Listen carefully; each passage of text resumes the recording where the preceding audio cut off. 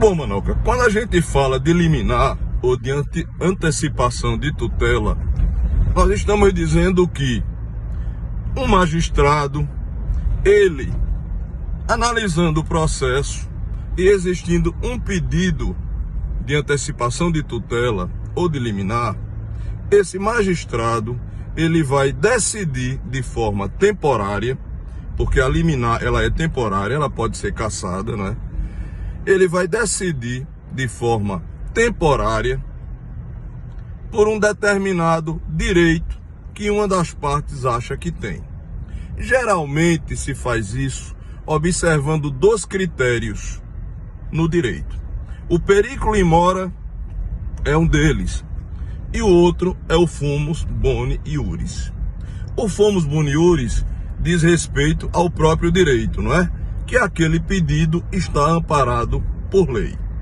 E o periculo in mora, ele diz respeito ao perigo na demora, que muitas vezes, não é, está presente e que o juiz ele tem que decidir naquele momento sob pena do direito ele deixar de existir futuramente.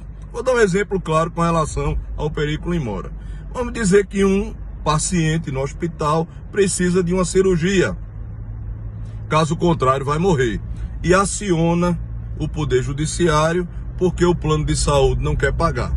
E pede uma liminar, dizendo que o plano de saúde não quer pagar e que ele não tem condições de fazer a cirurgia e que, se não fizer imediatamente, vai morrer. E aí, com base no perigo na demora, o juiz decide essa liminar, autorizando que seja feita a cirurgia e que o plano de saúde pague. Por quê? Porque o paciente não pode esperar todo o transcorrer de um processo para que a justiça lhe dê o direito. Porque se ele morrer e lá na frente realmente se descobrir que ele tinha o direito à cirurgia pago pelo plano de saúde, de nada vai adiantar esse direito ser concedido, porque ele já faleceu e tudo vai ficar por isso mesmo. Então, analisando o juiz que existe amparo legal para que aquela pessoa esteja pedindo, ou seja, neste caso, a cirurgia, já que ele faz parte de um plano de saúde, e vendo que, se esperar uma decisão judicial ao término do processo, isso pode ser uma decisão sem efeito nenhum, porque a pessoa faleceu no transcorrer do processo devido a não ter feito a cirurgia, é que o juiz, ele decide liminarmente, concedendo aquilo que é para ser concedido ao final de forma definitiva. Então essa liminar, uma antecipação de tutela, é apenas uma decisão temporária que pode ser modificada lá na frente quando o juiz proferir a sentença. No caso de pessoas presas, o juiz ele pode decidir liminarmente conceder um alvará de soltura para que, mediante alguns requisitos, não é, esta pessoa, este indivíduo que está preso, ele possa ficar em uma liberdade, vamos dizer assim, vigiada. Então, geralmente o juiz concede, mas manda o indivíduo botar uma tornozeleira eletrônica, manda o indivíduo se recolher às 18 horas em sua casa, proíbe de estar em bares, em locais onde existam festas, não é? Dentre outros requisitos que o juiz pode impor para conceder esta liminar. Então, neste caso da soltura, o juiz, ele vai impor algumas condições para que o réu possa ficar em liberdade. Como eu disse, uma liberdade vigiada, não é? Agora, todo magistrado, antes de decidir, eu estou dizendo isso porque até hoje eu nunca vi um juiz decidir de forma diferente do que eu vou dizer agora. Para se conceder na esfera criminal uma liminar, que já é uma coisa dificílima, é muito difícil um magistrado conceder uma liminar, não é? Na esfera criminal, na esfera penal. Antes, o juiz, ainda por cima, consulta o Ministério Público.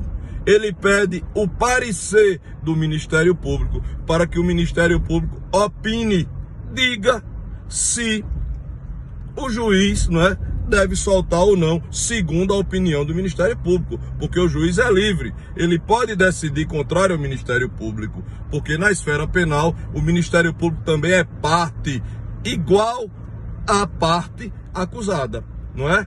Senhor dos mesmos direitos e obrigações, vamos dizer assim. Então não existe, vamos dizer assim, não existe favorecimento na esfera penal ao Ministério Público. Até porque estamos tratando de liberdade do cidadão. Então, o Ministério Público ele vai opinar, vai dizer ao juiz o que ele acha, se realmente ele concorda com aquela soltura ou não.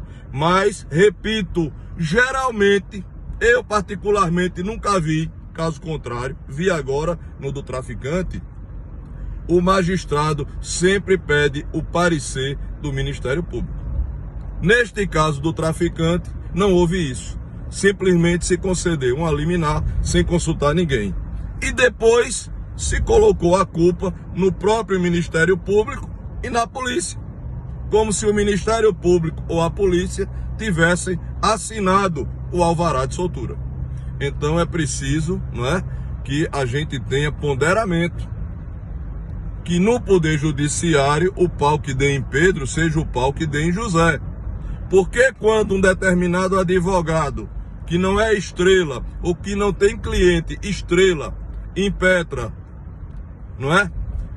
Um requerimento solicitando a soltura do seu cliente por exemplo, já não estarem mais presentes os requisitos, não é, da prisão preventiva, por que os magistrados não decidem conforme decidiu o ministro Marco Aurélio? Ou seja, conceder a liminar sem consultar ninguém. Então é preciso que exista uma isonomia para que estas coisas não venham a ocorrer, não é? Estas disparidades de decisões que só faz desgastar o judiciário e também o advogado, porque o cliente fica sem entender, porque A, B ou C conseguiu e ele não.